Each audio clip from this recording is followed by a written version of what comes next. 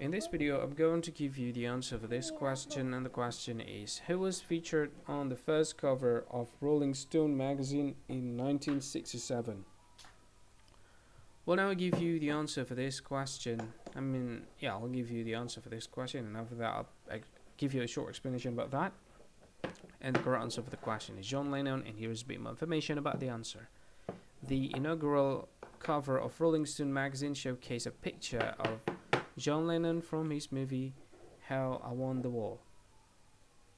Lennon would go on to feature on the cover twice more within the initial 10 editions, marking the start of his frequent appearances in the magazine's illustrious chronicles.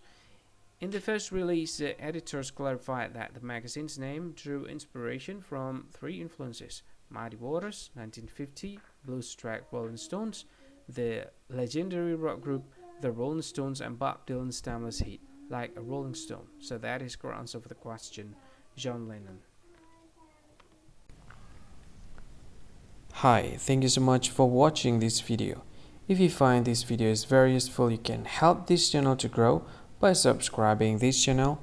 Click this subscribe button and don't forget to like this video. And if you find this video is not really good, or you don't really like this video, or you kind of feel that it's a little bit offensive or something like that, you can click this one, dislike button. You can do that anyway. And if you want to share this video with your friend, you can share it by clicking this share button, and you can share it to any social media that you wish that is currently available at this time, like Facebook, Twitter, LinkedIn, and many others, right? And if you want to add this video to your playlist, you can click this one. You can watch this video later, and you can find more options by clicking these three dots. And yeah, don't forget to subscribe. I think that's all of it. Thank you so much for watching this video, and see you again in another video. Bye bye.